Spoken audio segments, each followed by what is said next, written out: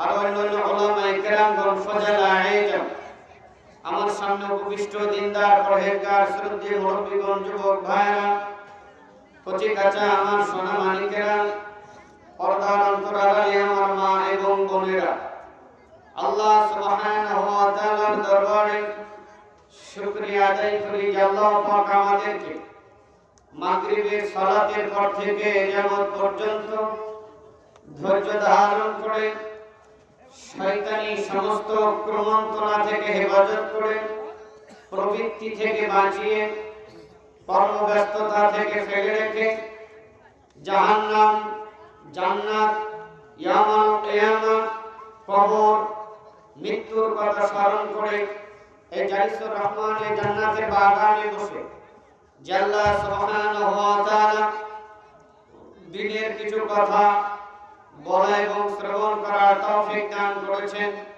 সেই আল্লাহ সুবহানাহু ওয়া তাআলার দরবারে সিজদায় শুকর আদায় করি, সকলের সমস্যা বলি আলহামদুলিল্লাহ।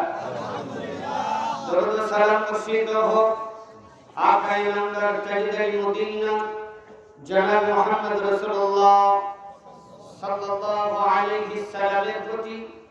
সকলে বলি আল্লাহুম্মা সাল্লি আলাইহি আল্লাহুম্মা বারিক আলাইহি। উপস্থিত দিনী মুসলিম ভাতৃমণ্ডলী, আপনারা সকলেই কেমন আছেন? পিছনের ভাইরা ভালো নেই? ও আমার ভাইজানেরা ভালো নেই? সবাই ভালো আছেন? একটু অন্তরের অন্তঃস্থল থেকে বলেন না কেমন আছেন? আলহামদুলিল্লাহ বললে কি ক্ষতি হয়?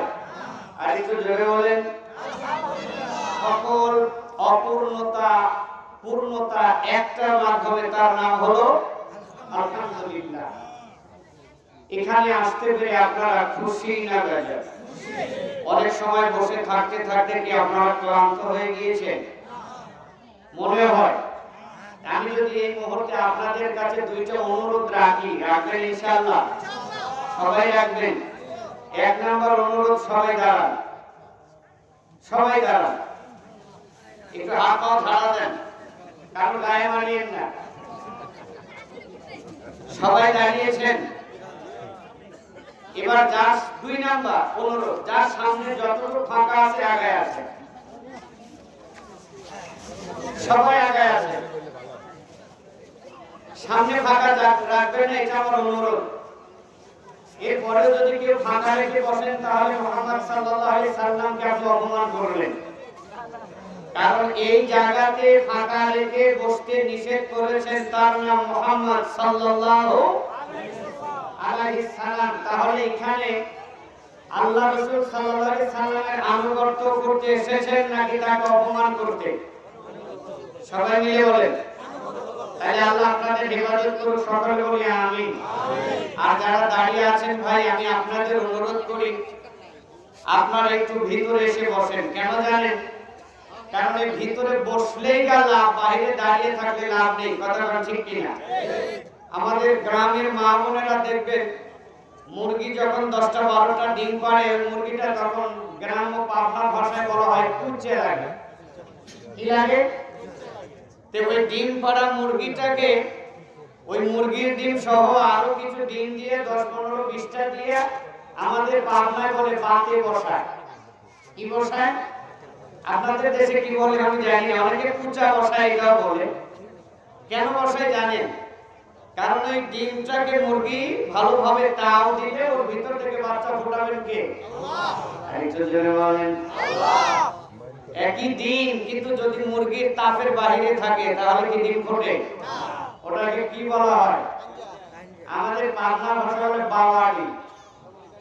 যারা স্টেজের ভিতরে থাকবে তারা হলো ভালো, বাইরে যারা থাকবে তারা বাওয়াড়ি। আল্লাহ হেফাজত করুন, সকলে বলি আমিন।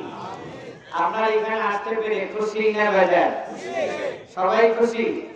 কে কে খুশি না একটু হাত তোলেন তো।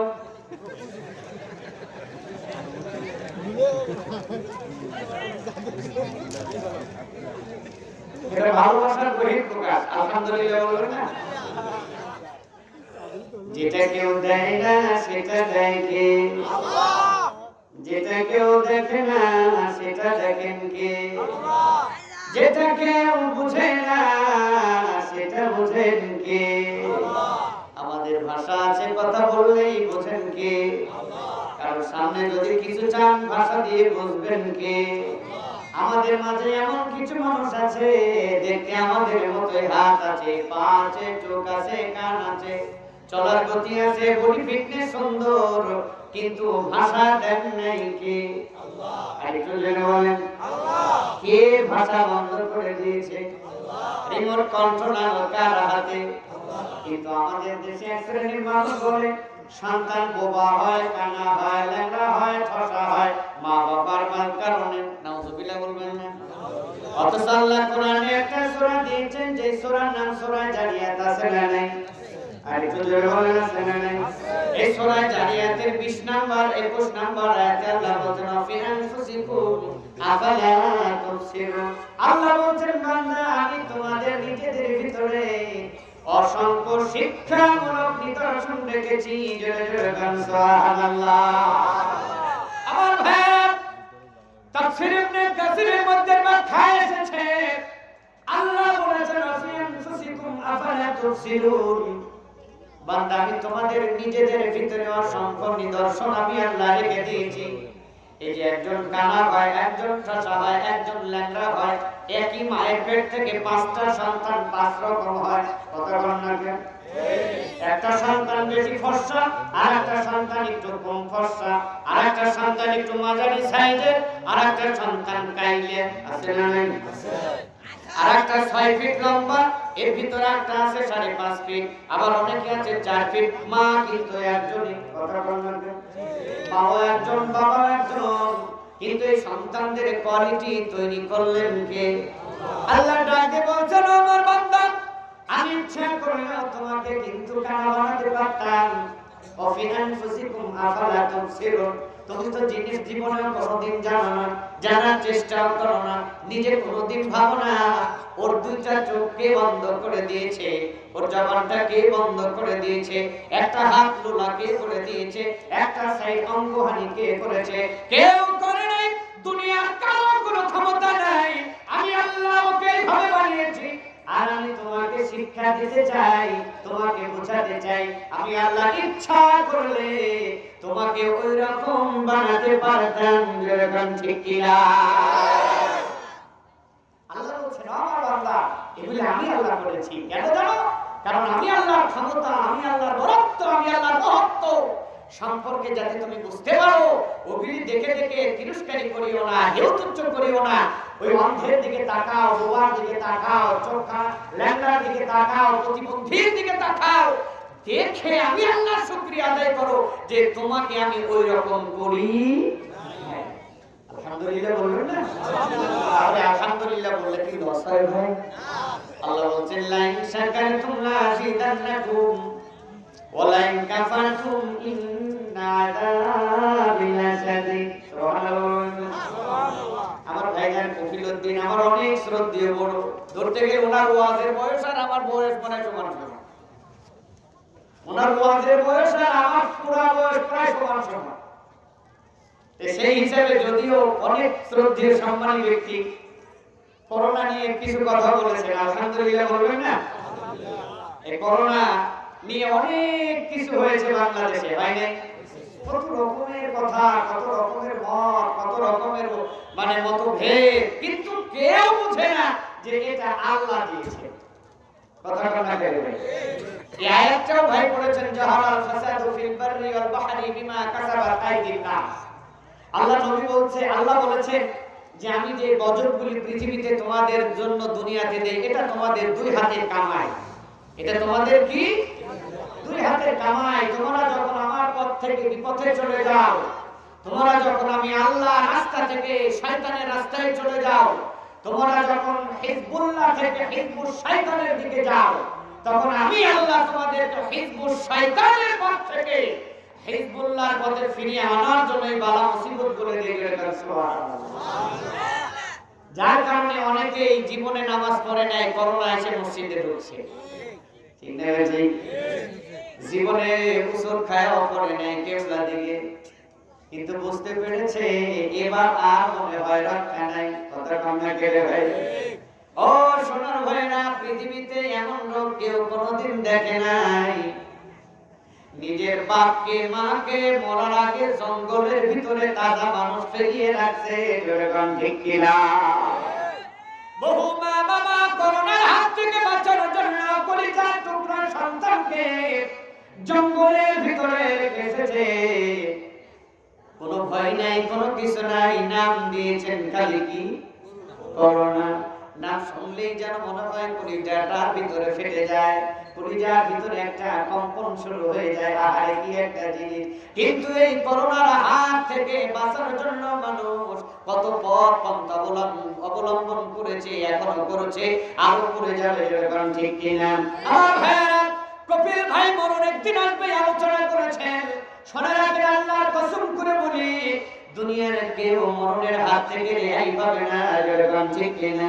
করোনা যদি আপনার ভাগ্যে থাকে, আপনাকে দুনিয়ার যে প্রান্তেই আপনি থাকেন, আপনাকে করোনার হাত থেকে কেউ রেহাই করতে পারবে না। যতই টিকা দেন না কেন, হাজার হাজার টিকা দিলেও করোনা যদি আপনার তকদিরে আপনার মালিক রেখে থাকে, তাহলে আপনি করোনার হাত থেকে বাঁচতে পারবেন না। যেরকম ঠিক কিনা? কিন্তু মানুষ যেই জিনিসের হাত থেকে বাঁচতে পারবে, সেই জিনিসের পথে মানুষ চলার চেষ্টা করে না। যেরকম ঠিক কিনা? এক নম্বর, যদি মানুষ চিন্তা করে আমি মরণের শাস্তি দেখে বাঁচতে চাই, তাহলে মানুষ বাঁচতে পারবে কি পারবে না? জোরে বলেন, পারবে কি পারবে না? আল্লাহর নবী বলছেন, একজন মানুষ যদি চিন্তা করে, যদি মনে করে আমি কবরের শাস্তি থেকে বাঁচতে চাই, তাহলে কিন্তু ওর দ্বারা সম্ভব। আল্লাহর নবী বলছেন, কিয়ামতের ময়দানে এত এমন একটা কঠিন পরিস্থিতি হবে, ইয়াউমা ইয়াফিরুল মারউ মিন আখিহি ওয়া উম্মিহি ওয়া আবিহি ওয়া সাহিবাতিহি ওয়া বানি লিকুল্লি ইমরিইম মিনহুম ইয়াওমাইদিন শানুন ইউগনি।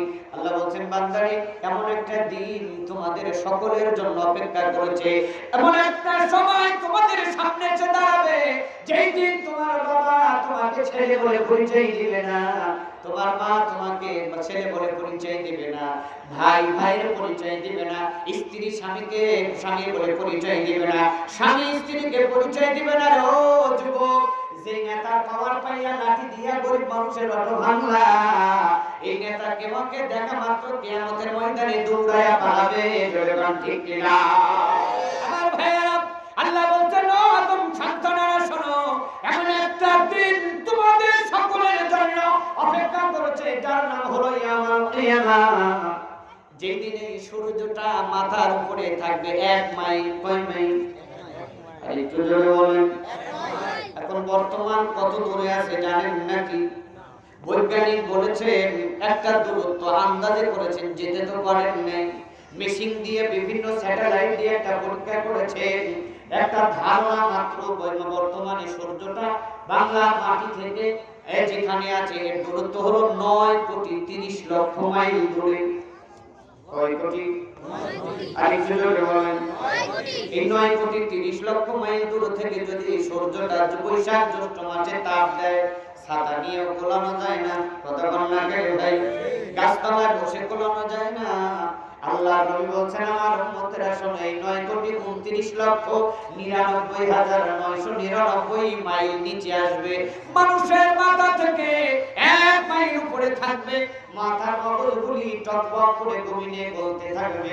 যার যে পরিমাণ পাপ আছে, ওই মানুষের মাথার আবরণে সূর্যের তাপে, মানুষের ঘামে তার ওই পরিমাণ কি হবে? অনু পরিমাণ তাদের পানি হবে। কারো হবে পায়ের নড়া পরিমাণ, কারো হাঁটু, কারো কোমর, কারো বুক পরিমাণ, কেউ সাঁতার পারবে, কেউ নাক পরিমাণ। আল্লাহর নবী বলছেন, আমার সাহাবীরা শোনো, ও আমার উম্মতেরা শোনো, কিয়ামত কত জটিল, কিয়ামত কত কঠিন, কিয়ামত অনেক বড় মুসিবতের।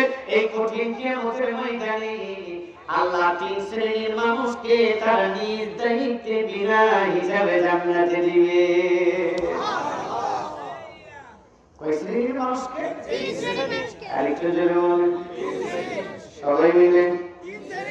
এই 3 শ্রেণীর কোন এক শ্রেণীর মানুষ আপনাদের হওয়ার ইচ্ছা আছে না নাই? সবাই মিলে বলেন। বিস্তারিত বলার টাইম নাই। তিন শ্রেণীর মানুষের ব্যাপারে কথা বলতে গেলে কমপক্ষে 1 ঘন্টা লাগবে। এরপরে আমার ভাইজান মসজিদের ইমাম সাহেব আমাকে ফোন দিয়ে বলেছেন 2টা বিষয় আলোচনা করার জন্য। 2টা বিষয় কথা বলতে গেলে কমপক্ষে 4 ঘন্টা লাগবে সর্বনিম্ন। কিন্তু বলছেন হুজুর শর্ট করে কই, বললাম যে ভাই শর্ট কোর্স বের হওয়ার কারণে কেউ বিল্ডিং দিতে পারে না। এই কথা বল না কেউ ভাই, সব জায়গায় শর্ট কোর্স। আমার মা বোনেরাও এখন শর্ট কোর্স ফলো করে। বাচ্চা জন্ম নিবে 9 মাস, 9.5 মাসে, 8 মাস হওয়ার পরে শর্ট কোর্সে বের করে। এই কথা বল না কেউ। শর্ট কোর্সে বের করার কারণে ওই মায়ের প্রতি সন্তানের ভালোবাসা নাই, ওই সন্তানের প্রতি মায়ের ভালোবাসা নাই। জোরে জোরে গান ঠিক কিনা? সন্তান মা বাবাকে বাড়ি থেকে বের করে রাস্তায় বের করে দেয়, রাস্তায় বের করে তারপরে বৃদ্ধাশ্রমে পাঠায়। আবার বহু মা বোনেরা কলিজার টুকরা সন্তানকে রেখে স্বামীর ঘর ছেড়ে বড় কাটিয়ে করে অন্যের ঘরে চলে যায়। জোরে গান ঠিক কিনা? এর মূল সমস্যার একটা কারণ, সেটা হলো শর্ট কোর্স বের হওয়ার কারণে। আল্লাহ বলেছেন সুম্মা সাবিলা ইয়াসরাহু, আল্লাহ বলেছেন আমি মহিলাদের পেটে বাচ্চা দেই, ওর বের হওয়ার রাস্তাটা আমিও তৈরি করে দেই। সুবহানাল্লাহ ভাই, এটা কার কথা? আল্লাহর কথা। আল্লাহ বলেছেন আমি বাচ্চা দেওয়ার মালিক, আমি এর বের করার মালিক, এটা আমার দায়িত্ব। কিন্তু আজকে বর্তমানে আহারে আমার মা বোনেরা শতকরা প্রায় 99% মেয়েদের এখন সিজার হচ্ছে। জোরে কথা ঠিক নেমেছে। আমি সিজারের বিরুদ্ধে কথা বলছি এটা নয়, তবে শর্ট কোর্স বের হওয়ার কারণে জাতি ধ্বংসের দিকে চিল্লায় এখন ঠিক কিনা? কারণ ইহুদি নাস্তিকের বাচ্চারা দেখছে মুসলমানের সামনে তো কালেমার তাকবীরের ধ্বনির সামনে তুলনা কঠিন। যতই অ্যাটেম বম তৈরি করো, যতই কামান তৈরি করো, কোনো কিছু সামনে চলছে না।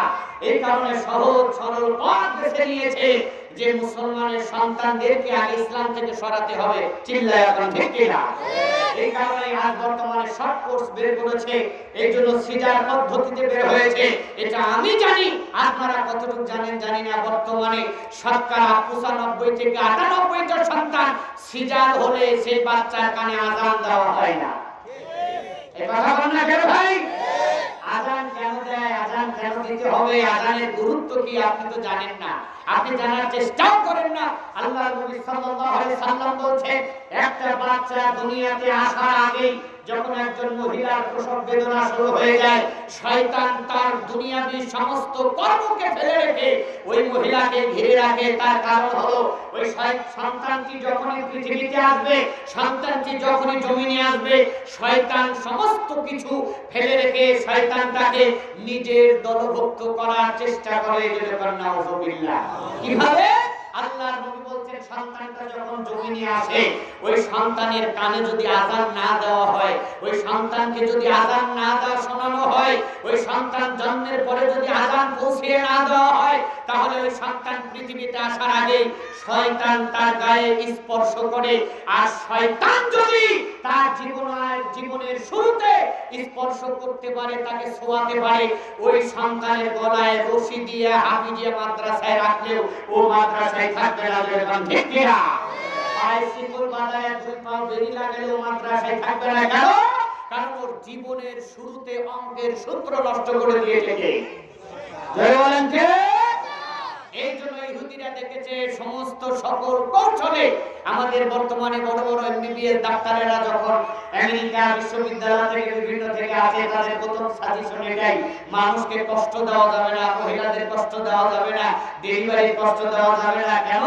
কারণ আমরা বাঙালি তো বসে বসে বিড়ি খেয়ে খেয়ে জীবন নষ্ট করতে রাজি আছি, কিন্তু কামাই করে ঘি কিনে খেতে রাজি নাই। ঠিক কিনা? এই সুযোগ পথ পন্থা রেখে আমাদের যে ইহকাল পরকাল নষ্ট করছে, এরা কেউ বোঝার চেষ্টা করে না। আল্লাহ এদের হাত থেকে আমাদের রক্ষা করুন। সকলে বলি আমিন। আমি সিজার করা লাগবে না এই কথা বলিনি, তবে জীবন নাশকতার পরিস্থিতি যদি হয় তাহলে আপনি যায়েন, কিন্তু শখ করে যায়েন না। তারপরেও যদি ওখানে যেতে হয়, আপনার সন্তান ডেলিভারি হওয়ার আগে একজন আযান দেওয়ার লোককে আপনাকে ঠিক করতে হবে। যেরকম কথা ঠিক কিনা? কারণ এটা সন্তান জন্মের পৃথিবীতে সর্বপ্রথম সন্তানের প্রতি পিতার দায়িত্ব। কার দায়িত্ব? এই জোরে বলেন, কার দায়িত্ব? সন্তানের শিখিয়ে দেওয়া এটা পিতার সর্বপ্রথম দায়িত্ব। আর এই দায়িত্ব যদি আপনি কোনোদিন পালন না করেন তাহলে ওই সন্তানের পিতামাতার হকের ওয়াজ শোনাইয়া শোনাইয়া কান ঝালাপালা করলে ওর কানের ভিতরে ঢুকবে না, যখন ঠিক কিনা। যেমন আমাদের পাবনায় একটা গাছ পাওয়া যায়, আপনারা দেখছেন কিনা জানি না, আমাদের পাবনাতে বলে জিগার গাছ। কিসের গাছ? এই জোরে বলেন, কিসের গাছ? দেখছেন আপনারা? যার কোনো বীজ নাই, যার কোনো চারা নাই, ডাল কেটে লাগালেই হয়, ডাল কেটে লাগিয়ে দিলেই হয়। বিশেষ করে এগুলো পান বোঝেন না, এই যে পান খানে, পানের বড়ে এগুলো বেশি কাজ হয়, আমাদের পাবনাতে আছে। এই জিগার গাছ লাগালে কয়েক বছর পরে জিগার একটা ফল হয়, একেবারে সেম টু সেম আঙ্গুর ফলের মতো দেখতে। কিসের মতো দেখতে? একেবারে প্রায় সেম টু সেম আঙ্গুর ফলের মতো দেখতে। এখন আপনি গাছ লাগিয়েছেন জিগা, গাছ ফলা যায়, যদি আপনি আঙ্গুর ফলের আশা করেন হবে? আমি মনে হয় আপনাদের কথা বোঝাতে পারিনি। আপনি যদি গাছ লাগান জিগা, তাহলে আঙ্গুর ফলের আশা করলে যেমন আপনি আঙ্গুর ফল কোনোদিন খেতে পারবেন না, অনুরূপ আপনি যদি সন্তানের হক আদায় না করেন, ওই সন্তানের কাছে কোনোদিন পিতামাতার হক আশা করা যাবে না, ঠিক কি না? আগে আপনার হক আদায় করতে হবে, এরপরে সন্তানের কাছে ওয়াজ করা লাগবে না, ও এমনিতেই আপনাকে মাথায় করে রাখবে। সুবহানাল্লাহ। খারাপ লাগছে ভাই? না, হ্যাঁ না, চলবে তো ইনশাআল্লাহ। যেহেতু আমার আজকে আলোচনার দুইটা বিষয় দিয়েছেন, এক নম্বর হলো কবর, আমলে বারজাখ, কবরের জিন্দেগি, এরপরে বলেছেন হুজুর জাহান্নাম সম্পর্কে বলিয়ে। এই দুইটা বিষয় আলোচনা করতে গেলে 4 ঘন্টার নিচে আমার দ্বারা সম্ভব না। এই কথা বোঝাতে গিয়ে শর্ট কোর্সের ভিতরে ঢুকেছি নাকি? তবে সংক্ষিপ্তভাবে যতটুকু পারি আপনাদেরকে একটু পরকালের মুখে হওয়া করার চেষ্টা করব। ওয়া তাওফীকি ইল্লা বিল্লাহ আলাইহি তাওয়াক্কালতু ওয়া ইলাইহি উনীব। কেননা জানেন আমার কোনো ক্ষমতা নাই। কি নেই? জোরে বলেন, কি নেই? আমার কোনো ক্ষমতা নাই। শুআইব আলাইহিস সালামকে তার জাতির কাছে আল্লাহ পাঠালেন। কার কাছে? জাতির কাছে পাঠিয়ে বললেন, ইন উরিদু ইল্লাল ইসলাহ মাসতাতাতু ওয়া মা তাওফীকি ইল্লা বিল্লাহ আলাইহি তাওয়াক্কালতু ওয়া ইলাইহি উনীব। শুআইব আলাইহিস সালামকে আল্লাহ বললেন, ও শুআইব যাও, আমার রিসালাতের দায়িত্ব পালন করো, তোমার জাতিকে বলো ইন উরিদু ইল্লাল ইসলাহ। তোমার জাতির সামনে তোমার বক্তব্য উপস্থাপন করে বলো, আমাকে আল্লাহ তোমাদের কাছে পাঠিয়েছেন ইসলাহ করার জন্য, তোমাদেরকে সংশোধন করার জন্য। সুবহানাল্লাহ। সংশোধন মানে তোমরা যে রাস্তায় আছো, তোমরা যে পথে আছো, ওই পথ থেকে ফিরিয়ে তোমাদের কাছে আল্লাহর পথ তুলে ধরার জন্য আমাকে আল্লাহ পাঠিয়েছেন। কে পাঠিয়েছেন? আল্লাহ। মাসতাতাতু, তবে আমার কোনো ক্ষমতা নাই। এখানে আবার আল্লাহ বললে ওই জায়গায় গিয়ে পীরগিরি দেখায় না। এই কথাটা না বলে বাংলাদেশের পীরেরা বাংলাদেশের মুসলমানদের জান্নাতের সার্টিফিকেট দেয়, ঠিক না? হ্যাঁ, কেউ ফেরে না খালি হাতে, হাজারে তোর দরবারে। নাউজুবিল্লাহ বলবেন না? আস্তাগফিরুল্লাহ ওয়া আতুবু ইলাইহি। শুআইব আলাইহিস সালামকে আল্লাহ বললে মাসতাতাতু, তুমি দিয়ে বলো আমার কোনো ক্ষমতা নাই। ওয়া তাওফীকি ইল্লা বিল্লাহ। সুবহানাল্লাহ।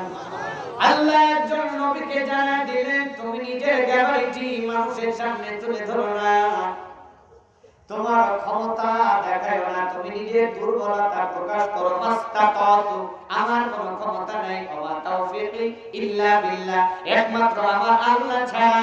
জোরে গান ঠিক কিনা? কিন্তু দুঃখজনক হলো সত্য, আজকে সেই আল্লাহকে মানুষ চেনে না। আল্লাহকে না চিনে বিভিন্ন বাবার দরবারে যায় জান্নাতের আশায়। জোরে জোরে গান ঠিক কিনা? ও সোনার ভাইরা, ও আমার মা বোনেরা, দুনিয়ার কেউ আপনাকে কিছু দিতে পারবে না। আল্লাহ নূর করেছেন, আল্লাহুম্মা লা মানিয়া লিমা আতাইতা। আল্লাহ যদি কাউকে কিছু দেয়, আল্লাহ যদি কাউকে সম্মানিত করেন, দুনিয়ার কেউ তাকে অসম্মানিত করতে পারবে না। ওয়ালা মুতিয়া লিমা মানাতা। আল্লাহ যদি কাউকে অপমান করেন, দুনিয়ার কেউ তাকে সম্মান দিতে পারবে না। জোরে গান ঠিক কিনা? কুয়ার ভিতর থেকে উঠায়া নিয়া রাজ দরবারে রেখেছিলেন কে? আল্লাহ। আরেকটু জোরে বলেন, আল্লাহ। আবার জেলখানায় 10 বছর থাকলেন, 10 বছর জেল খাটার পরে আবার সেই দেশের পার্লামেন্টের দায়িত্ব দিয়েছিলেন কে? আল্লাহ। আল্লাহ এখন আছে না নাই? এজন্যই আল্লাহ বলেছেন, বান্দা তুমি যখনই আমাকে ডাকবা, উদউনি আস্তাজিব লাকুম, ও আমার বান্দা বান্দি যখনই আমাকে ডাকবা, আমার ডাকার সাথে সাথে আমি তোমার ডাকে সাড়া দিতে এক মুহূর্ত দেরি করব না। জোরে গান ঠিক কিনা? কিন্তু বর্তমানে মানুষ আল্লাহকে না চেনার কারণে, নেতা হওয়ার কারণে, নেতা হওয়ার আশায়, এমপি মন্ত্রী চেয়ারম্যান হওয়ার আশায় যায় গোলাপ শাহ মাজারে, যায় শাহজালালের মাজারে, যায় আব্দুল কাদের জিলানীর মাজারে, যায় আটরশির দরবারে। কতক্ষণ না কেটে ভাই? আরে গত কয়েকদিন আগে আমি উত্তরবঙ্গে মাহফিলে যাচ্ছিলাম, যাওয়ার পথে আপনারা জানেন এলেঙ্গা নামের একটা জায়গা আছে না ভাই? এই এলেঙ্গাতে মাইক দিয়ে বাজাচ্ছে, ওই জায়গায় উত্তর মানে ঢাকামুখী, উত্তরবঙ্গমুখী ঢাকার যত গাড়ি যায় ওখানে একটা সময় দেয়, তাই না? কারণ ওটা যমুনা নদীর শেষ স্টপেজ, যাত্রী পাওয়ার জন্য তো ওখানে দাঁড়িয়েছে, মাইকের আওয়াজ আসছে, আমি তো কান দিয়ে শুনলাম কি বলে। তখন ও জিকির করছে, শুনবেন একটু কি বলছে? শুনবেন? কেউ বা থাকে রাস্তায় রাস্তায়, কেউ বা থাকে দালানে, আমার মতো অধম বুঝি দেও কেউ বাবা ভুবনে। লাস্টে এই টান দেয়, হাই রে ভন্ডের ভন্ড। যেখানে আল্লাহ বলেছেন উদউনি আস্তাজিব লাকুম, বান্দা তুমি আমাকে ডাকলেই পাবে, ডাকতে দেরি আছে, পাইতে দেরি নাই। জোরে কান সুবহানাল্লাহ। এরপরে আল্লাহ বলেন, ইয়া আইয়ুহাল্লাযীনা আমানু উযকুরুল্লাহা যিকরান কাসীরা। আল্লাহ বলেন, বান্দা সর্ব অবস্থায় আমার জিকির করা লাগবে। কার জিকির? আল্লাহ। আর একটু জোরে বলেন আল্লাহ। এই জিকিরের অর্থ না বোঝার কারণে বাংলাদেশে জিকিরের সাইজের অভাব নাই। কথা কোন না কেটে ভাই? এক একজন এক একটা জিকির করে। আল্লাহ নবী বলছেন, তোমরা কি করো? তোমরা মরণের জিকির করো। কিসের জিকির করো? মরণের জিকির করো, মরণকে স্মরণ করো। মরণের কথা শুনতে হবে, স্মরণ করতে হবে। আল্লাহ বলেছেন আমার কথা স্মরণ করতে হবে, আমার জিকির করতে হবে। কিন্তু বাংলাদেশের মানুষ বসে পাগলের মতো, আবার কেউ পর্দা ফাইটে, আবার একেবারে কি করে সামিয়ানা ফাটায় বাস বয়ে ওঠে। কথা না কেটে কয় যে জিকিরে নাকি তাজিম জুমিস হয়ে যায়। বেটা বাস চোখে পড়ে মাথার কাছে হয়ে পড়ে না। মাথা হয়ে যদি মাথার কাছে উঠতা তাহলে বুঝতাম যে তোমার ভিতরে এসকের আগুন জ্বলছে। এই কথা বল না কেন ভাই? কারণ মাথা হলে তোমার কাঁটা গোটা কিছু বলবে না, ঠিক না বেশি? বাস বাবা বুঝা যায় যাতে মাথা তাহলে ঠিক। কথা বল ঠিক কিনা? আল্লাহ বলেছেন, বান্দা বিপদে পড়ো, মুসিবতে পড়ো, যে অবস্থায় যে ওখানে যেভাবেই থাকো, আমি আল্লাহর জিকির করো, আমাকে স্মরণ করো। গত কয়েকদিন আগে ইউটিউবে দেখলাম, গোলাপ শাহ মাজারে বসে নামাজ নাই, রোজা নাই, ওযু নাই, গোসল নাই, আদব নাই, কায়দা নাই, মুজ বড় বড়, দাড়ি বড় বড়, চুল কাটে না, আর কোথায় কাটে না আল্লাহই ভালো জানে, বসে বসে গান গাচ্ছে। শুনবেন কি গান গায়? শুনবেন? তুমি ছাড়া এই জীবনে নাই রে বাঁচার আশা। আমার কণ্ঠ সুন্দর আছে। তুমি ছাড়া এই জীবনে নাই রে বাঁচার আশা, তুমি আমার আশা রে বাবা, তুমি ভরসা, ও গোলাপ শাহ। যারা নাউজুবিল্লাহ কয় নাই তারা মনে হয় গোলাপ শাহ মুড়ি। গোলাপ শাহ কথা কইয়া কি খারাপ লাগছে নাই? আল্লাহ নবী বলেছেন, আত-তুহুর শাতরুল ঈমান, পবিত্রতা হলো ঈমানের অর্ধেক। যার পবিত্রতা নাই তার ঈমান নাই। কথা বল ঠিক কিনা? আমাদের বাংলাদেশের হুজুরেরা জানে না পবিত্রতা কারে কয়। বাংলাদেশের মানুষ জানে পবিত্রতার কথা, জিজ্ঞাসা করলে কয় হুজুর ওযুর গোসল, ফরজ গোসল, সুন্নাত গোসল, এগুলো পবিত্রতা। ঠিক না? ঠিক। কিন্তু পবিত্রতা কয় প্রকার জানেন নাকি? পবিত্রতা দুই প্রকার। যদি বলি কয় প্রকার? আর একটু জোরে বলেন সবাই মিলে কোন? এই পবিত্রতা না যাওয়ার কারণে একজন মুসল্লি মসজিদে নামাজও পড়ে আবার বাবার দরবারে যায়। কথা কন না গেলি ভাই? একজন বাসের ড্রাইভার নামাজ পড়ে মসজিদে চাঁদা দেয়, আবার রাস্তায় চলার সময় মাজার দেখলে টাকা না দিলে মনে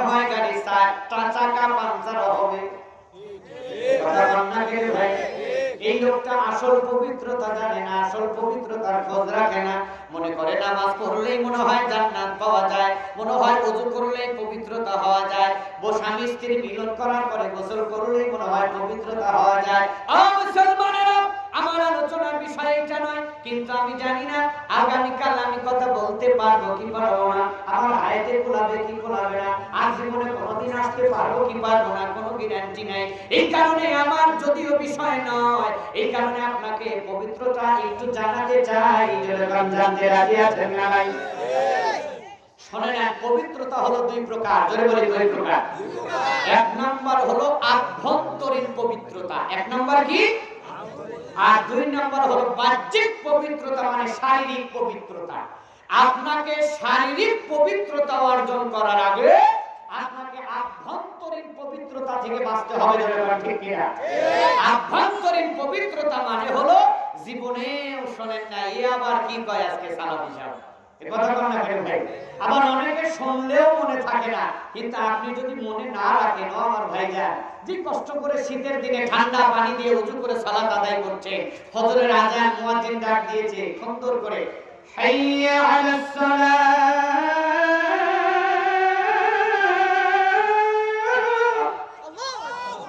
ডাক দিয়েছে আসো সালাতের জন্য আসো।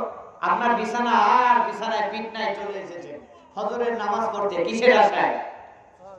কল্যাণের আশায়। এই কথাটা আছে না, হাইয়া আলাল ফালাহ,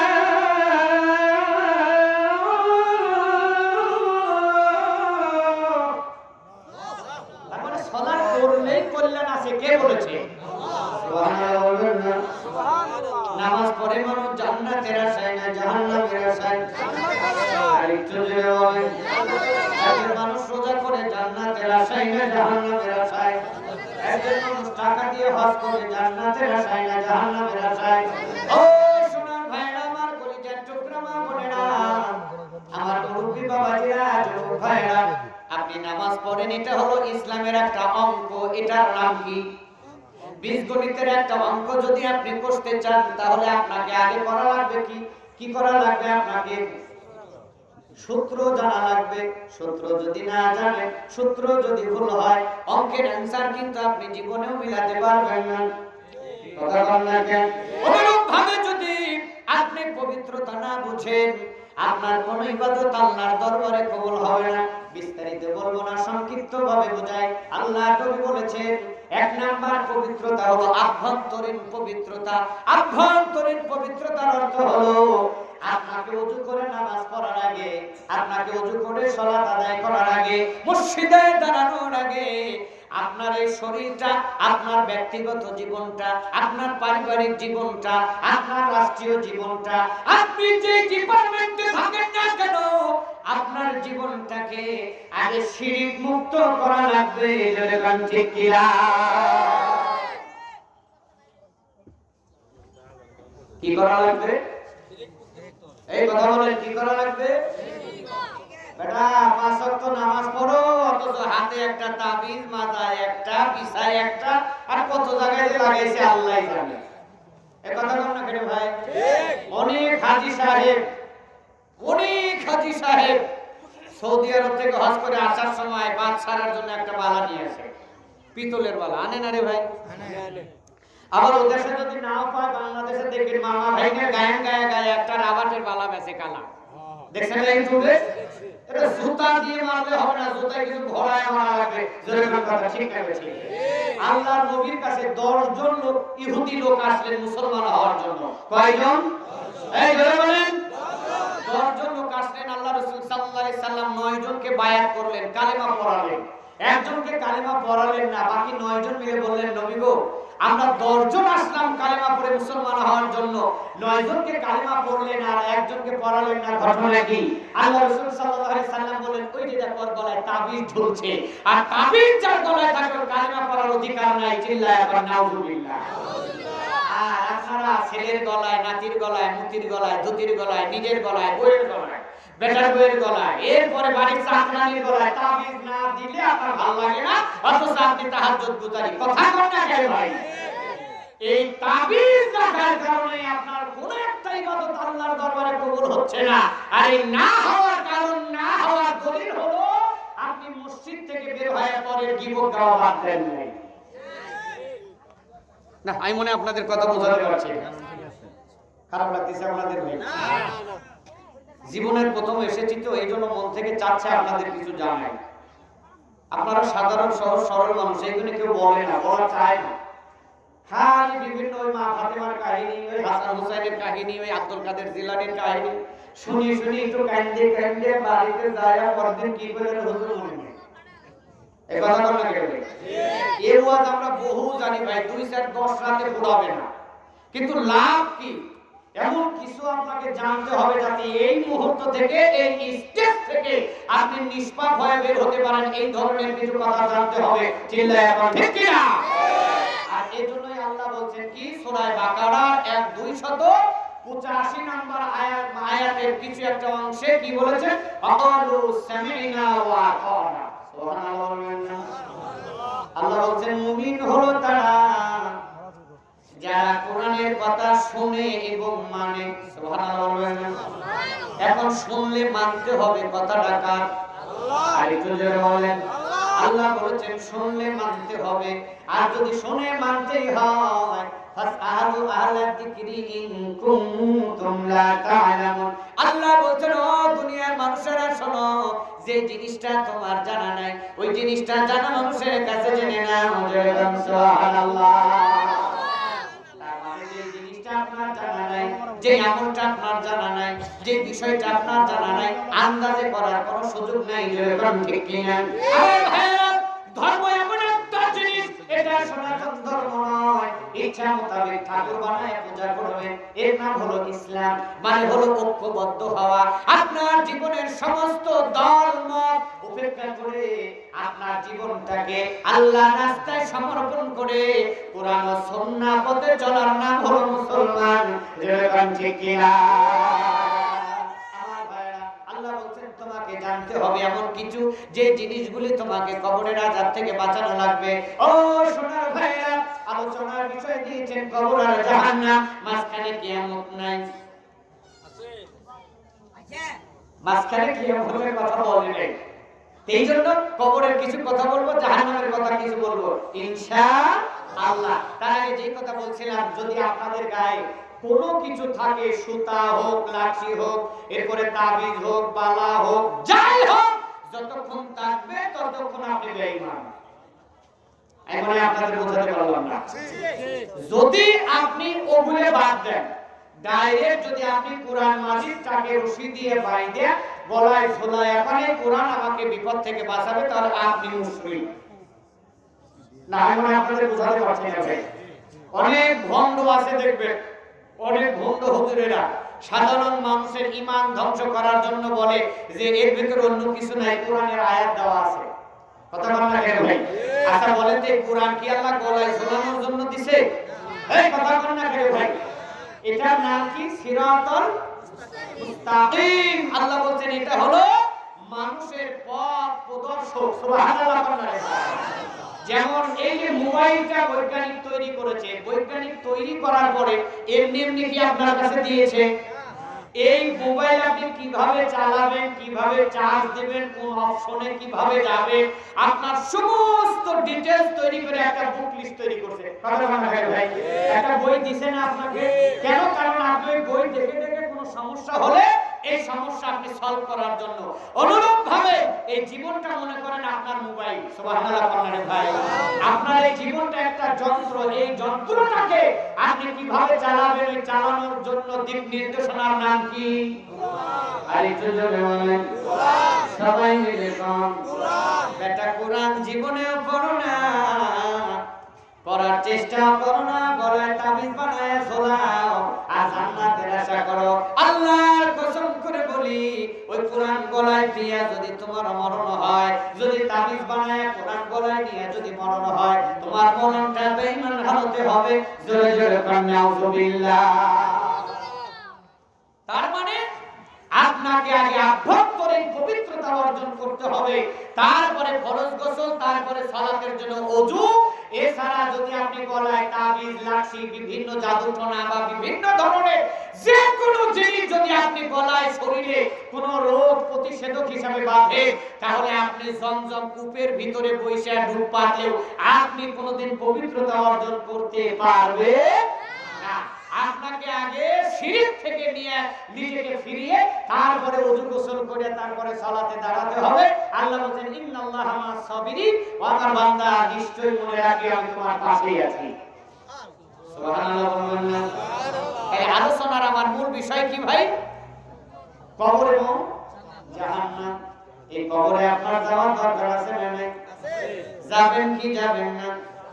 আমরা মনে করি কবর মানে যাদেরকে মাটি দেওয়া হয়, যারা আগুনে পুড়ে মরে, যারা পানিতে ডুবে মরে, যারা হাওয়া হয়ে যায়, খোঁজ থাকে না, এদের মনে হয় কবরে রাজা বানায়।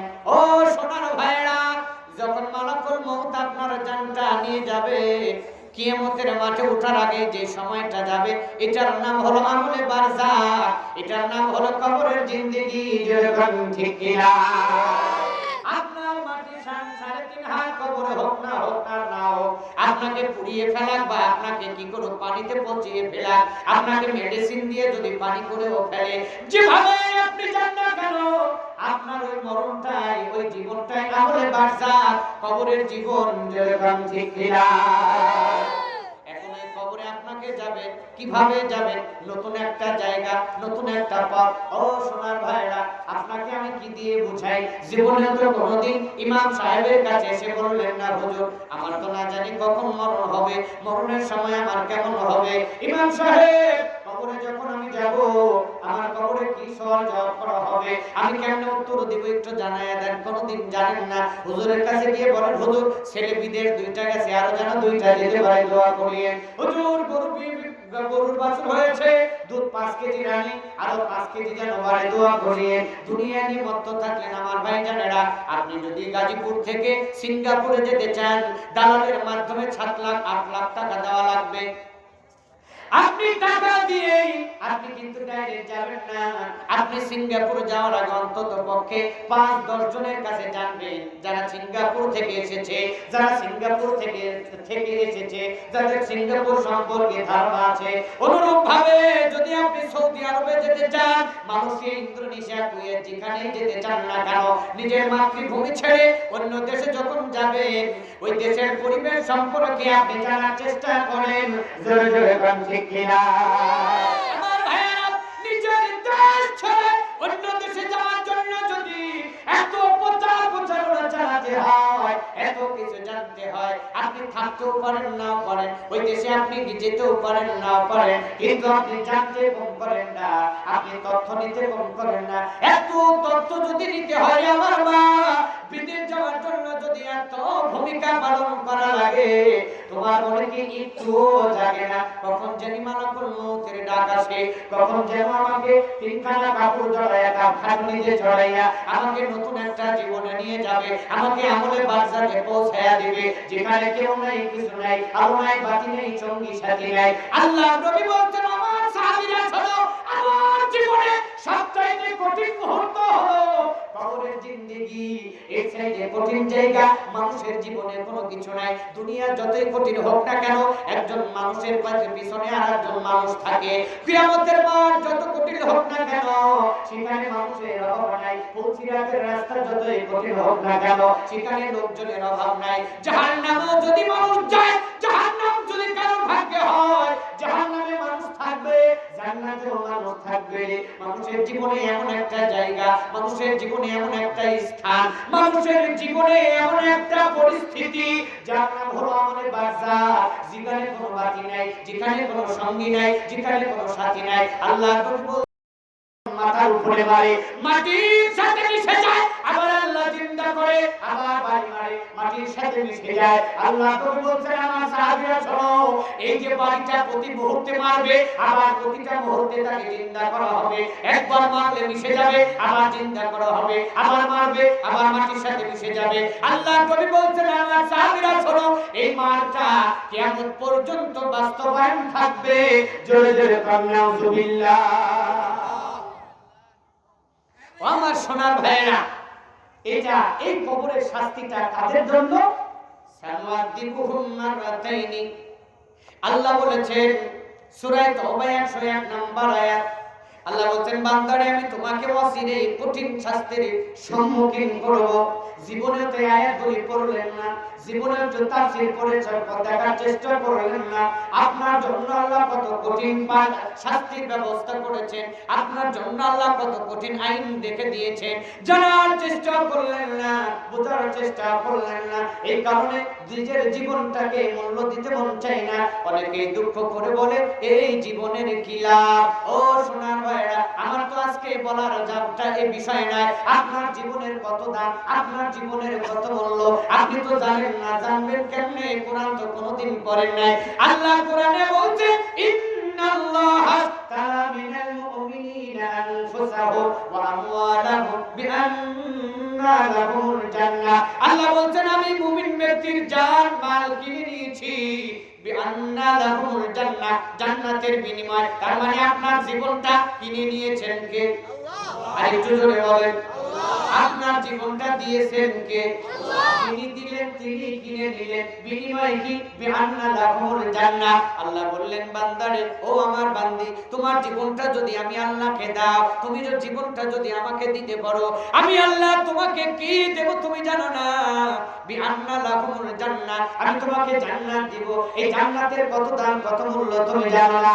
আল্লাহ তুমি বলছেন জান্নাতের কত মর্যাদা, জান্নাতের কত মূল্য, এটা মানুষকে বোঝানো সম্ভব নয়। তবে আল্লাহ নবী বলছে আমার সাহাবীরা শোনো, আল্লাহর জান্নাতের কত দাম মানুষকে বোঝানো সম্ভব নয়। তবে এতটুকু বুঝাই শোনো, আল্লাহ বলেছেন নবী জানায়া দেন আমার জান্নাতের কত দাম। আল্লাহ নবী বলছে আমার সাহাবীরা শোনো, জান্নাতের ভিতরে ঘোড়ার চাবুক রাখতে যে জায়গাটুকু লাগবে, একটা ঘোড়ার চাবুক রাখতে যতটুকু জায়গা লাগে, ওই অনুপরিমাণ জায়গার দাম খায়রুম মিনাদ দুনিয়া মা ফিহা। আল্লাহ নবী বলছে গোটা পৃথিবী সহ পৃথিবীতে যা কিছু আছে সমস্ত কিছু বিক্রি করে দিলে ঘোড়ার চাবুক রাখার জায়গার দাম হবে না। যেরকম সুবহানাল্লাহ। অথচ আল্লাহর নবী বলছে আল্লাহ যাকে সবচেয়ে ছোট জান্নাত দিবে সেই জান্নাত হবে পৃথিবীর চেয়ে 10 গুণ বড়। সবচেয়ে ছোট জান্নাতটা এই 10টা পৃথিবীর সমান। আর আল্লাহর নবী বলছেন খায়রুম মিনাদ দুনিয়া ওয়া মা ফিহা, ঘোড়ার চাবুক রাখতে যে জায়গাটুকু লাগবে ওই জায়গাটুকুর এত দাম পৃথিবী সহ সব বিক্রি করলে জান্নাতের ওই জায়গাটুকুর দাম হবে না। এই জান্নাতটা আল্লাহ আপনাকে দিবে কিসের বিনিময়? বিনিময়টা কি? আমওয়ালাহুম বিআন্না লাহুমুল জান্নাহ। আল্লাহ বলেন তোমার জীবনের বিনিময়, তোমার জানের বিনিময়ে আমি এই জান্নাতটা দিব। আর আপনি কি বলছেন? আল্লাহ আপনার জীবনের কত মূল্য দিয়েছে, এই জান্নাত আপনাকে জীবনের বিনিময় দিবে। আর আপনি বলছেন কি এই জীবনের কি দাম? কতক্ষণ না কেন? কেন ভাই জানেন? মনে হয় ছাকা খাইছে, প্রেম করে ধরা খাইছে, ঠাট্টা শ্রেণীর মহিলার সাথে, আর নইলে ভুয়ার সার্টিফিকেট দিয়ে চাকরি গেছে, ঘাট ধরে বাইর করে দিছে। এই জন্য বিড়ি খায় আর কয় এই জীবনের কি দাম। তো গজারি গাছের ডাল দিয়ে কয়দিন পরে সাইজ করবে কবরে, কথা বলা লাগে ভাই। তখন বুঝবি তোর এই জীবনের কত দাম। কেন আল্লাহ বলছে সানুআযিবুহুম মাররাতাইনি, অচিরে আমি তোমাকে কঠিন শাস্তির সম্মুখীন করব। সুম্মা ইউরাদ্দুনা ইলা আযাবিন আযীম। আল্লাহ বলছেন ও বান্দা শুধু এই শাস্তি না, আমি আল্লাহ এই শাস্তির পরে আবার তোমাকে মহা শাস্তির দিকে সামনে নিয়ে যাব, যার নাম হলো জাহান্নাম। কথা বলেন ঠিক কি না? আল্লাহ সূরা নামার 21 নম্বর আয়াতে বলছেন বিসমিল্লাহির রহমানির রহিম ইন্না জাহান্নামা কানাত মিরসাদা। আছে না? আছে। জোরে বলেন আছে না? আল্লাহ বলছেন নিশ্চয় কিয়ামতের মাঠে জাহান্নাম মানুষকে ধরার জন্য উট পেতে বসে থাকবে। উট পেতে বসে থাকা জানেন নাকি? আপনারা তো গাজীপুরের মানুষ, গাজীপুরে গাজা বেশি বেশি জঙ্গল, কথা বল না গেলে ভাই। দেখবেন শিয়াল দিনের ভাগে পাওয়া যায়, উৎপত্তি আছে, কখন মুরগি ধরবে, কথা বলেন না কেন ভাই? সুযোগ পাইলেই ধরে। আল্লাহ বলেন ইন্না জাহান্নামা কানাত মিরসাদা, ও বান্দা কিয়ামতের মাঠে জাহান্নাম তোমাকে ধরার জন্য উৎপেতে বসে থাকবে। শ্রীগাল কুকুর যেমন শিকার করার জন্য বসে থাকে, সুযোগ পাইলেই যেমন থাবা দিয়ে ধরে, জাহান্নাম কিয়ামতের মাঠে তোমাকে সুযোগ পাইলেই থাবা দিয়ে ধরবে। ইন্না জাহান্নামা কানাত মিরসাদা লিত্তাগিনা মাআবা, কাদেরকে ধরবে? যারা দুনিয়াতে আল্লাহকে চেনে নাই, আল্লাহকে জানে নাই, আল্লাহর হুকুম মানে নাই, আল্লাহর গোলামি করে নাই, এই জালেমের বাচ্চাদেরকে আল্লাহ কিয়ামতের মাঠে জাহান্নাম উৎপেতে বসে থাকবে ধরার জন্য। জোরে জোরে বলেন নাউযুবিল্লাহ। আমার ভাইরা শুধু তাই নয়, ইন্না জাহান্নামা কানাত মিরসাদা লিত্তাগিনা মাআবা লাবিসিনা ফিহা আহকাবা লা ইয়াযুকুনা ফিহা বারদান ওয়ালা শারাবা। আল্লাহ বলেন এই জাহান্নামীদের ভালো কোনো খাবার থাকবে না, কোনো সম্মান থাকবে না, কোনো সুন্দর জিনিস থাকবে না। জাহান্নামের ভিতরে এদেরকে যে খাবারগুলি দেওয়া হবে উত্তপ্ত গরম, উত্তপ্ত কাঁটাওয়ালা এমন গরম খাবার তাকে দেওয়া হবে যে বিন্দি মুখ দিয়ে খাইবে পিছন দিক দিয়ে নারী ঘুরে বের হয়ে যাবে। শুধু তাই নয়, এমন শরাব তাকে পান করানো হবে জাহান্নামের নিম্ন জায়গায়। জাহান্নামীরা পুড়ে পুড়ে যে পচা রক্ত পুঁজগুলি জমা হবে, জাহান্নামীদের শরীরের পচা রক্ত পুঁজগুলি একটা গর্তে জমা হবে, যে গর্তের নাম হলো জুব্বিল হুজুম। যে গর্তের নাম কি? এই জুব্বিল হুজুম থেকে তাদের জন্য নিকৃষ্ট খাবারগুলি নিয়ে আসা হবে। শুধু তাই নয়, শুধু তাই নয়, তাদের জন্য গরম উত্তপ্ত খাবার দেওয়া হবে, যে খাবারগুলি হবে গরম টকবকে। জোরে বলেন নাউযুবিল্লাহ। ভালো হয় মাশাআল্লাহ। বলেন একটু বলেন, মাইক দিয়ে বলেন। তার মূল্যবান বক্তব্য কথা রাখার জন্য অনুরোধ করছি। আসসালামু আলাইকুম। আলহামদুলিল্লাহ ওয়াহদা ওয়াসসালাতু ওয়াসসালামু আলা মান লা নাবিয়্যা বা'দা। আপনারা কষ্ট পেয়েছেন ভাই? অনেক বক্তারা আমাদের মেহমান বিন্দুর কারণে অনেকে বিরক্ত হয়ে পড়ে, কিন্তু আমি আবার আউট অফ, আমার ভিতরে এই ধরনের কিছু নেই। কেন জানেন? কারণ এই দুনিয়ার জীবনে চলতে গেলে হুজুরের যেমন দরকার, নেতাদেরও এরকম দরকার। এই কথা বলেন না কেন? আপনার জীবনটাকে আল্লাহ তৈরি করেছেন যেমন বডি দিয়ে, ওই রকমের নেতা দিয়ে। কারণ এই দুটি নেতা যদি না থাকে তাহলে আপনার কোনো দাম আছে? এই কথা বলেন। চোখে যেমন দাম আছে তার সাথে দুটো নেতার দাম বেশি। না আলহামদুলিল্লাহ, আমার দুটো ভাইজানকে আমি দুই পাশে পেয়েছি, এর জন্য আল্লাহর হাজার শুকরিয়া। আমি এর জন্য কোনোভাবেই কোনো দুঃখিত নয়, কারণ তাদেরকে আমরা দাওয়াত করি, সম্মান করি। এই সামান্য সময় যদি তাদেরকে না দিতে পারি তাহলে কি তাদের দাওয়াত দেওয়ার কোনো অর্থ হলো? আর দ্বিতীয় নম্বর, আমি আরো ব্যক্তিগতভাবে একটু আলাদাভাবে তাদেরকে দেখি এই কারণে, যেমন আমি আজকে একটা মাহফিল এসেছি, 2 ঘন্টা যাই আলোচনা করি, চলে যাবো ইনশাআল্লাহ। কিন্তু আমাদের ভাইজানদের কিন্তু একটা রাতে 4টা-5টা মাহফিল থাকে, থাকে না? অনেক প্রোগ্রামে যেতে হয়। এই জন্য আমি আমার বক্তৃতার জীবনে আমি কোন নেতাকে প্রয়োজন ছাড়া বসিয়ে রাখিনি। সে যদি ইচ্ছা করে কেউ বসে থাকছে আলহামদুলিল্লাহ, আর নইলে আমি বলছি যে ভাই বক্তব্য দিতে দিবেন অতিথি হিসাবে, আলহামদুলিল্লাহ একটু বক্তব্য দিয়ে যা দেওয়ার দিয়ে যান। যাই হোক, দোয়া করি আমার ভাইজানদেরকে আল্লাহ বারাকাল্লাহু ফি হায়াতি, আল্লাহ তাদেরকে আগে হায়াত দান করুন, সকলে বলি আমিন। আমি আলোচনা করছিলাম কি মনে আছে আপনাদের? সুম্মা ইউরাদুনা ইলা আযাবিন আযীম। কথাটা কার? আল্লাহ। আরেকটু জোরে বলেন আল্লাহ। আল্লাহ বলছেন বান্দারে, ওই সামান্য শাস্তির পরে আমি তোমাকে আরো কঠিন শাস্তির দিকে নিয়ে যাব। তার নাম হলো ইন্না জাহান্নামা কানাত মিরসাদা। কঠিন শাস্তি মানে হলো আমি তোমাকে জাহান্নামের শাস্তিতে নিয়ে যাব। ও সোনার ভাইরা, জাহান্নাম কত কঠিন, জাহান্নাম কত জটিল, জাহান্নাম কত ভয়ঙ্কর, এটা মানুষকে বোঝানো সম্ভব নয়। মুহাম্মদ সাল্লাল্লাহু আলাইহি ওয়াসাল্লাম 1450 বছর আগে বলেছেন, মানুষকে ভাষা দিয়ে জাহান্নামের শাস্তির কথা বোঝানো যাবে না।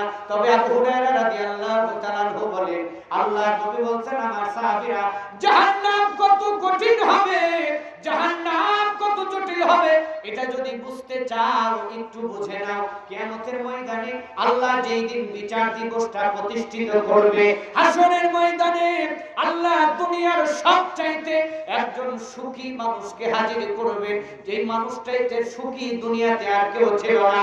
আদম আলাইহিস সালামের পর থেকে ইসরাফিল আলাইহিস সালাম সিংহায় ফু দেওয়ার আগ পর্যন্ত এই পৃথিবীর জরিপে আল্লাহ বলেছেন সবচাইতে যেই মানুষটা দুনিয়ার জীবন সুখময় করেছে, যে সুখে জীবন কাটিয়েছে, এমন একজন মানুষকে আল্লাহ বিচারের ময়দানে হাজির করবেন। হাজির করার পরে আল্লাহ জাহান্নামে ঢুকাবেন আর বের করবেন। কয় মিনিট রাখবেন, কয় সেকেন্ড রাখবেন, এই কথাটা আল্লাহর নবী বলে নাই। আল্লাহর নবী বলছেন, আমার সাহাবীরা শোনো, জাহান্নামের কঠিনতা যদি বুঝতে চাও তাহলে শুনে নাও, আল্লাহ এই দুনিয়ার এত সুখী মানুষকে জাহান্নামে ঢুকাবে আর বের করবে। বের করেই বলবে, আমার বান্দা বলো তো দুনিয়াতে তুমি কেমনে জীবন চালিয়েছিলা, তোমার জীবনটা দুনিয়াতে কেমন ছিল? আল্লাহ নবী বলছেন, আমার সাহাবীরা শোনো, জাহান্নামে ঢুকবে আর বের করার সাথে সাথে 50, 60, 70, 80 বছরের দুনিয়ার সুখময় জীবনটা একেবারে তার জীবন থেকে মুছে যাবে, সব ভুলে যাবে। জাহান্নাম থেকে বের করে আল্লাহ যখনই জিজ্ঞাসা করবে, দুনিয়াতে তুমি কেমন জীবন চালিয়েছিলা, আল্লাহকে ডাক দিয়ে বলবে, আল্লাহে, আল্লাহ আপনার কসম করে বলি, দুনিয়ার জীবনে আমি কোনোদিন সুখ বলতে কি কিছু পাই নাই। যেরকম ইন্না লিল্লাহ। আমার বাবাজিরা, আমার মা বোনেরা, ও সোনার ভাইরা, জাহান্নামের জটিলতা তো জানেন না। জাহান্নাম যদি জানতে চাও একটু সূরা ওয়াকিয়ার পিছনের সাইডে একটু পড়ে দেখো, আল্লাহ জাহান্নাম কত কঠিন করে দিয়েছে। আল্লাহ বলছেন সুম্মা সাবিলা, আল্লাহ বলেছেন ফাম্মা মান সাকুলাত মাওয়াজিনুহু, কিয়ামতের ময়দানে মানুষের নেকির পাল্লা যদি ভারী হয়ে যায় আমি তাকে জান্নাতে দেব। সুম্মা সাবি, আল্লাহ বলেন ফাম্মা মান সাকুলাত মাওয়াজিনুহু ফাউম্মুহু হাবিয়া, যদি কারোর আমলের পাল্লা পাতলা হয়ে যায়, পাপের পাল্লা যদি কারোর ভারী হয়ে যায়, আমি আল্লাহ কিয়ামতের ময়দানে তাকে বহুবার কঠিন হাবিয়া নামক জাহান্নামের মধ্যে দেব। আল্লাহ সুন্দর করে বলেছেন সূরা হুমাযার ভিতরে, ইন্না জাহান্নামা কানাত মিরসাদা, ইন্না, আল্লাহ বলছেন মানুষ শোনো না, নিশ্চয়ই আমি তোমাদেরকে জাহান্নামে দিব, তোমাদেরকে দেব তো দিব, আমি পাথরকেও দিব, মাটিকেও দিব। চিল্লায়া নাউযুবিল্লাহ।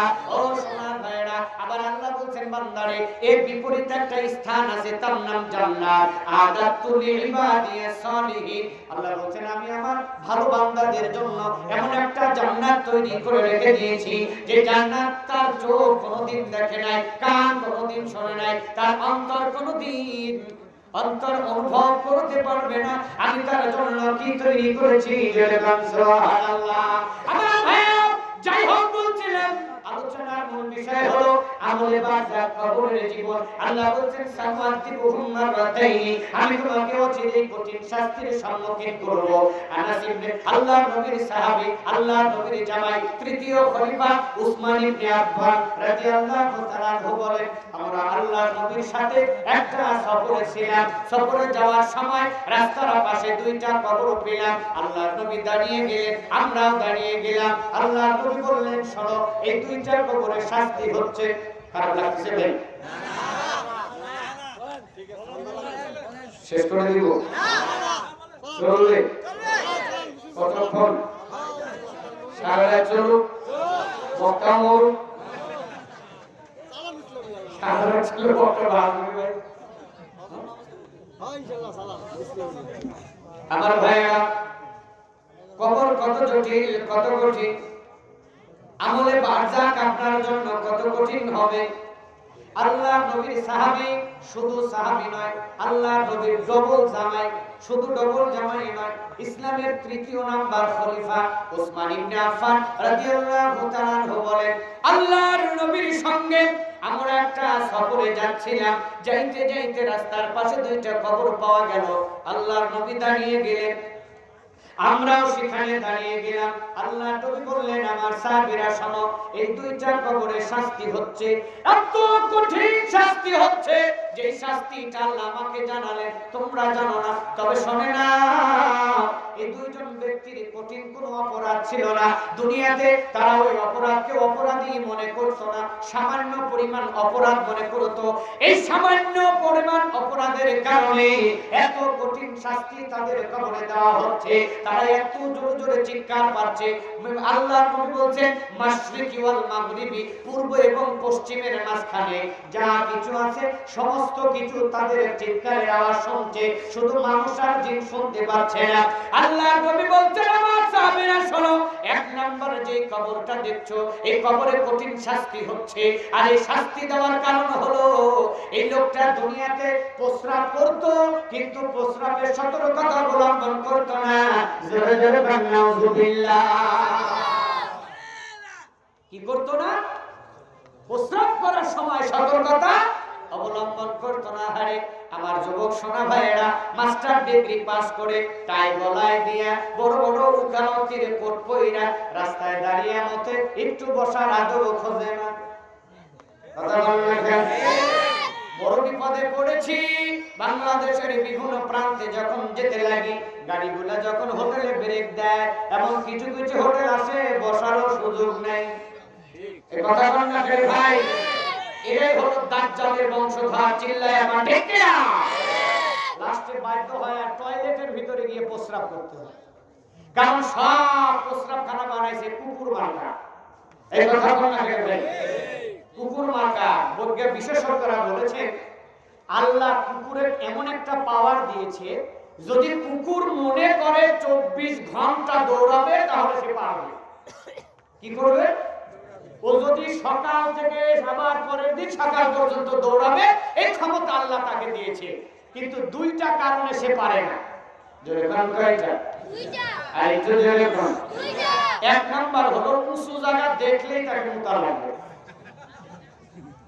উঁচু জায়গা দেখলেই ঠ্যাং উঁচু করে মুতা লাগবে। ইমামে আজম আবু হানিফা রাহিমাহুল্লাহকে একজন লোক প্রশ্ন করেছেন, আচ্ছা হুজুর বলেন তো কুকুর যৌবন পায় কবে, যুবক পায় কবে? তিনি ইমামে আজম আবু হানিফা রাহিমাহুল্লাহ অনেক দামি মানুষ, অনেক ভালো মানুষ, কিন্তু এই প্রশ্ন তার কাছে নাই। তখন ওই কৃষক মানুষ বলছে হুজুর শোনেন, কুকুর যৌবন পায় তখনই যখন সে ঠ্যাং উঁচু করে মুতা শেখে। মরা পর্যন্ত ইমাম আবু হানিফা রাহিমাহুল্লাহকে তাকে উস্তাদ বলে সম্মান করেছেন। জয় সুবহানাল্লাহ। কেন? কারণ ওই জিনিসটা, ওই জ্ঞানটা ইমাম আবু হানিফার ভিতরে ছিল না। এটা এইজন্য এক নাম্বার কারণ হলো ওকে উঁচু জায়গা দেখলেই মুক্তি হবে, এইজন্য 24 ঘন্টা দৌড়াতে পারে না।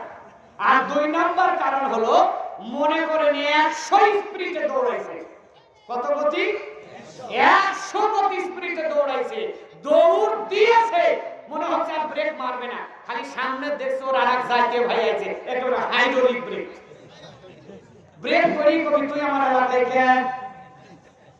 এই এলাকা আমার ভাগে। কথা কথা করে ভাই, সেই খাসিয়তটা এখন হুজুরদের ভিতরে ঢুকছে। মনে হয় আপনাদের বোঝাতে পারছি না। কারণ এই কারণে এক হুজুর আর এক হুজুরের কাপড়ে ফতোয়া দিতে কষ্ট লাগে। কথা কথা করে ভাই, এক হুজুর আর এক হুজুরের দেখলেই একেবারে খাইতে নিয়ে অ্যালার্জি ওঠে। এক হুজুর আর এক হুজুরের বিরুদ্ধে না কইলে তার পেটের ভাত হজম হয় না। কথা বলতে পারেন না ভাই? এই স্বভাবটা হলো কার? হিংসা। এই স্বভাবটা হলো কার? কুকুরে। হিংসা স্থান অন্তরে দিয়ে না আমার সোনার ভাইরা। যার হৃদয়ের ভিতরে হিংসা আছে কোন নেকি নিয়ে কবরে যেতে পারবে না। আল্লাহর নবী বলছে হিংসা এমন একটা ক্ষতিকারক অস্ত্র, যেমন কোন কাঠে আগুন লাগলে আস্তে আস্তে আস্তে আস্তে পুড়িয়ে যেমন কাঠটাকে ছাই বানিয়ে ফেলে, অনুরূপ কোন ইমানদার মুমিন, হাজী সাহেব, মোল্লা, মুন্সি, এরপরে যে মুফতি সাহেব হোক না কেন, যদি অন্তরের ভিতরে হিংসা স্থান দেয়, ওই ব্যক্তি যদি হিংসার উপরে প্রতিষ্ঠিত থাকে, ও কোনোদিন একটা নেকি নিয়ে কবরে যেতে পারবে। এখন এই স্বভাবটা আমাদের ভিতরে। আহলে হাদিসরা হানাফিদের হিংসা করতে চায়, হানাফিরা আহলে হাদিসদের হিংসা করতে চায়, চরমনাইদের আটরশিদের আটরশিরা চরমনাইদের কথা বলা গেল ভাই। দুনিয়ার কারোর জন্য আপনার হিংসা করার সুযোগ নাই। নামাজি লোক বেনামাজিতে হিংসা করার সুযোগ নাই। হাজী সাহেব অন হাজী সাহেবের হিংসা করার সুযোগ নাই। মুসলমান ইহুদিকে হিংসা করার কোনো সুযোগ নাই। তখন আপনার প্রশ্ন হতে পারে হুজুর তাহলে কি করব? হ্যাঁ, আপনি একটা কাজ করতে পারেন, ঘৃণা করতে পারেন। কি করতে বলেন? এখন বলেন তো যে হুজুর ঘৃণা কারে কয় আর হিংসা কারে কয়, জানা দরকার আছে না? এই কথা বলেন, আছে না? এখন আপনাকে আজকে জানায়া যায় যে হিংসা কারে কয় আর ঘৃণা কারে কয়। মনে করে নগদে একজন লোক আপনার সামনাসামনিও আপনার 10,000 টাকা মেরে খেয়েছে। কয় হাজার? নইলে আপনার প্রতিবেশী জমির আইল ছেড়েছে, নইলে কোনো একটা ক্ষতি আপনার করেছে। এখন লোক তো সামনে পড়ে গিয়েছে, দুইজন সামনাসামনি হলেন, দুইজন দুই দিকে চলে গেলেন, কথাও বললেন না, সালামও দিলেন না। এটাকে কি বলে? হিংসা। জোরে বলেন, হিংসা। এই যায় জিনিসটা যদি আপনার ভিতরে থাকে, আপনি তাহাজ্জুদ করেও জান্নাত পেতে পারবেন না। এখন আপনি হিংসা করেন, হিংসা করে কয় আপনার মহা শত্রু আপনার সামনে, কিন্তু বেচারা মুসলমান, বিচারে কি মুসলমান, আপনার মহা শত্রু, অনেক ক্ষতি করেছে, জজ সাহেবের সামনে আদালতে দাঁড়িয়ে আপনার মিথ্যা মামলা সাক্ষী দিয়েছে, এমন ব্যক্তি আপনার সামনে দাঁড়িয়েছে, তখন আপনি কি করেন? ওকে ঘৃণা করেন। কিভাবে? আসসালামু আলাইকুম। ও তখন দেখবে কে বেটা এত ক্ষতি করার পরে সালাম দিয়েছে, ওয়ালাইকুম আসসালাম, কেমন আছো? আলহামদুলিল্লাহ ভালো আছি, আপনি কেমন আছেন? দুইজন দুই দিকে চলে যান, ও ওর দিকে চলে যায়, এর নাম হলো হিংসা। না, আমি আপনাকে বোঝাতে পারি। আর ভালোবাসা কারে কয়? সামনে দেখা হচ্ছে, আসসালামু আলাইকুম, হাত বাড়িয়ে দিয়ে মুসা ভাই কেমন আছেন, ভাই দিনকাল কেমন চলছে, সংসার কেমন আছে, পরিবার কেমন চলছে, তার মানে সালামও হলো, দেখাও হলো, মুসাফাও হলো, মত বিনিময় হলো। আল্লাহর নবী বলছে ওই যে মুসাফা করার পরে দুইজন দুই দিকে চলে গেল, এই দুইজনের মাঝখানে আড়াল হওয়ার আগে এই দুইজনের জীবনের সব গুনাহ আমি আল্লাহ মাফ করে দিলাম। এটার নাম হলো ভালোবাসা। এটার নাম কি? ভালোবাসা। আসসালামু আলাইকুম, কেমন আছো? ওয়ালাইকুম আসসালাম, আলহামদুলিল্লাহ, আপনি কেমন আছেন? আলহামদুলিল্লাহ। দুই দিকে চলে যান, এটাকে কি বলা হলো? হিংসা। আর দেখা হলো মনে মনে ভাবছেন খাটাসের ঘরে খাটাস, তুমি আমাকে এই জিনিস ক্ষতি করেছিলে, যা তোরে আমি সালাম দেবো, জিন্দেগিতে বেঁচে থাকতে না। এই খাসিয়াত যদি থাকে, ঈমান নিয়ে কবরে যাওয়ার সুযোগ কবরে জুটবে। কারণ মনে করতে পারেন ছোট জিনিস, কিন্তু এটাই সারা দুনিয়াকে ধ্বংস করার মূল কারণ। ঠিক কিনা? শয়তান এখনো আদম সন্তানের পিছনে লেগে আছে, কেন জানেন? আল্লাহ শয়তানকে বললেন আদমকে সেজদা দাও, শয়তান আরজুকে কি করলেন? যুক্তি পেশ করলেন, যার কারণে শয়তানকে জান্নাত থেকে বিতাড়িত করলেন। এই যে আদমের প্রতি কি ঢুকলো? শয়তানের অন্তরে কি প্রবেশ করলো? হিংসা। এই হিংসার কারণে জ্বলিয়ে পুড়িয়ে আদম সন্তানকে কান ধরে টেনে সিনেমা হলে নিয়ে যায়। এই কথা বল না কেন ভাই? অন্য কোন অপরাধ কিন্তু নাই, অপরাধ একটা। কয়টা? আরে কি ধরে বলেন? এরপরে ইউসুফ আলাইহিস সালামের 10 ভাই মিলে নিজের বাপের ঔরসজাত সন্তান 10-12 বছরের সুন্দর ফুটফুটে চেহারা বালককে একেবারে জ্যান্ত মানুষকে কুয়ার ভিতরে ফেলে দিলেন। কারণ কয়টা? আরে কি ধরে বলেন? মরা পর্যন্ত আবু জেহেল আল্লাহর নবীর বিরোধিতা করেছিলেন। কারণ কি? একটা হিংসা। আবু জেহেল বলেছিলেন নবী হলে আমাদের বংশে হবে, আমরা হলাম ইসমাইলের বংশ, আমরা হলাম ইসহাকের বংশধর। কার বংশধর? আবু জেহেল বলেছিলেন আমরা হলাম ইউসুফের বংশধর, ইসহাকের বংশধর। আর আল্লাহর নবীকে আল্লাহ পাঠিয়েছিলেন ইসমাইলের বংশধরে। সুবহানাল্লাহ। একটাই বাপ ইব্রাহিম, কিন্তু মা দুজন, সাহারা আর হাজেরা। সাহারার পেটে আল্লাহ দিয়েছিলেন কাকে? ইসহাককে। আর হাজেরার পেটে আল্লাহ দিয়েছিলেন ইসমাইলকে। এই ইসমাইল থেকে শুরু করে আমাদের নবী মুহাম্মদ সাল্লাল্লাহু আলাইহি সাল্লাম পর্যন্ত আর কোন নবী ইসমাইলের বংশে আসে নাই। ইসহাক থেকে শুরু করে ইসহাক বিনতে তারপরে ইয়াকুব থেকে ইসমাইল, ইউসুফ থেকে তারপরে ঈসা, এইভাবে পর্যায়ক্রমে অনেক নবী এসেছিলেন। যার কারণে আবু জেহেল গৌরব করেছিল আমরা তো নবীর বংশধর। আরে নবী হলে তো আমাদের বংশে হবে, আর আমাদের না হয় ইসমাইলের বংশে হলো, তাই এটা ভণ্ড নবী, এটা নবী মানা যাবে না। এই হিংসার কারণে মরা পর্যন্ত বিরোধিতা করে জাহান্নামের খড়ি হয়েছে। ঠিক কিনা? এই জন্য জাহান্নামের এই হিংসা অন্তরে স্থান দেওয়া যাবে না। আমার ভাইরা, উসমান রাদিয়াল্লাহু তাআলা বলেন আল্লাহ তুমি বলছেন প্রথম মধ্যে এই ব্যক্তির কবরে শাস্তি হচ্ছে। লোকটা প্রস্রাব করে সতর্কতা অবলম্বন করতো না। বাংলাদেশে বহু যুবক আছে মুইতে টিস্যুও নেয় না, মাটিও নেয় না, পানিও নেয় না। কথা বলেন না?